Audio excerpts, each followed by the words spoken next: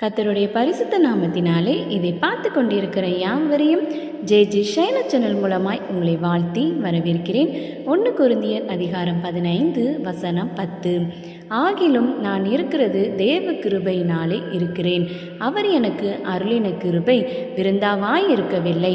அவர்கள் எல்லாரிலும் நான் அதிகமாய் பிரயாசப்பட்டேன். ஆகிலும் நான் அல்ல, என்னுடனே இருக்கிற தேவ கிருபையே அப்படி செய்தது. ஒரு மனிதனின் வாழ்க்கையில் கிடைக்கும் வெற்றிக்கும் உயர்ந்த நிலைக்கும் பின்னால் இருப்பது கடவுளின் கிருபை மட்டுமே. மனிதன் தனக்கு கொடுத்த கிருபையை வீணடிக்காமல் கடினமாக உழைக்க வேண்டும்.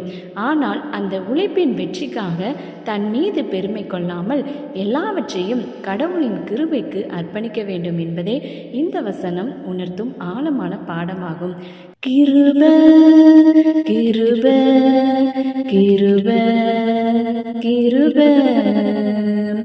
கிருபையால் நிலை நிற்கின்றோம், கிருபையால் நிலை நிற்கின்றோம், கிருபையால் நிலை நிற்கின்றோம், தேவ கிருபையால் நிலை நிற்கின்றோம்.